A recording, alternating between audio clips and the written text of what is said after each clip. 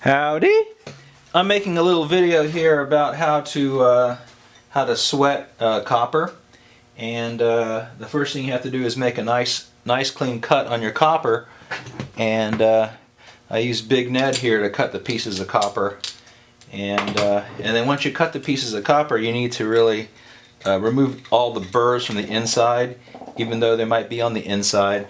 But water friction going across a burr on the inside is going to create friction and possibly problems on down the road. Next thing you want to do is, and I've already done this, is clean the copper, get all the oxidation off it so it's nice and shiny on both ends. And then the piece I'm welding, or I'm sweating on here, I don't know why they call it sweat, but here we go. I gotta get it nice and clean on both sides. And then you want to grab some this product called lead-free tinning flux. It's a chemical compound that allows the flux, or the solder, to flow and cover all these surfaces that contain the flux.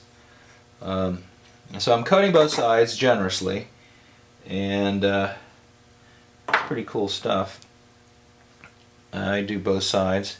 I just noticed that I don't have my torch here. Where the heck is my torch? My propane torch. I will probably have to stop this video to go and grab it because I am not ready, of course.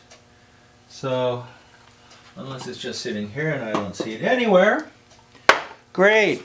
Alright, well, I gotta go and find the propane torch. Where are you, torch? No torch! I'm back. I'm looking for my striker. Where's the striker? I see it right here. Alrighto. Alright, so if I don't knock everything over, I got my little striker. Click. Striker. And it's just a basic, it's just a propane torch, and I'm using a little bit of evey, lead-free solder. So I got both of my pieces covered here, so what I want to do is fit the pieces together, and they fit pretty well, and I'm just going to stick these in the vise because I don't touch them with my hands. How do I want to do this? I guess I can do it like this. I'm just going to put it gently in the vise. Gently. I'm going to rotate the vise over this way, just so you can see stuff. Hopefully, I always put this back inside it's a little plastic bag that I've had for years, and it sits right there in the box. Stick it right back in the box there, mate. Okay, so this is a fairly easy process.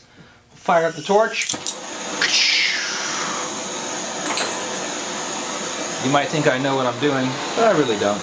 So you're going to heat up this thing until it starts to turn green.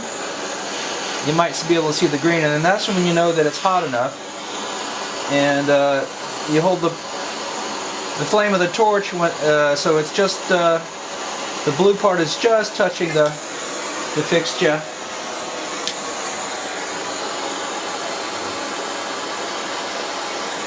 And you just touch it, and then it flows evenly right to it when it's hot enough. It's getting there. Woo! Here we go. It's flowing, flowing, flowing. That's it. She's done. It looks good. And that's basically all there is to it. And if I was really prepared, what I do is, as it's still hot, I'll just wipe away some of the solder so that you don't have this ugly goo at the bottom. But I didn't think about it until just now. And but it makes for a very nice. See, I have a little goober there. I'm going to have to file it down just so it doesn't look nasty. But if I would have just if I would have watched it, I would have avoided having that because it doesn't look good. But the joint is permanent. It looks beautiful. permanent, but not really permanent, but just sealed. It's a good seal. So that'll never leak, you hope. So, and that's it. Thanks for watching. Wayne, this was for you anyway, bro. Well, I got the threaded piece that I sweated in the garage, and I threaded it onto this frost-free silcock that's going to go into the wall. And I've got pipe dope that I spread on there pretty well, and she will never leak. This whole thing is going to be buried into the wall right about here. I'm going to pull out the piece of paper that I have stuffed into the wall. Be able to see any of this at all. Let me see here. Okay, that's out, and this thing is going to go. It's just going to go fit right into here. Oh, and it's going to be. Oh, this isn't going to hurt much. Oh, ooh, ooh, ooh! Quit moving. Okay, good. Okay, so that's the final resting place, and hopefully that's just going to behave, and there that's going to be.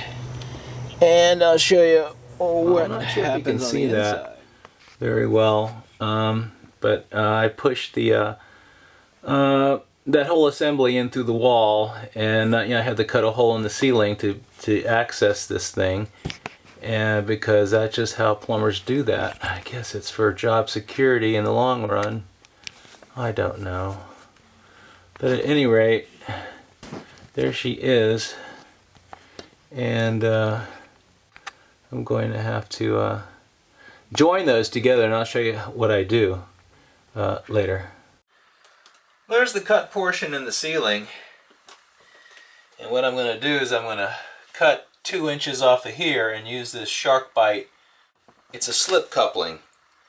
So I'm going to take 2 inches off of here, slip it over, and then move it back in, and then it'll make a perfect slip. And I won't have to solder anything. And then if I ever need to pull anything out, I can just see, this thing will just move in and out. So it'll only be attached to this system by 2 screws on the outside, and then this thing, which is a pretty bomb-proof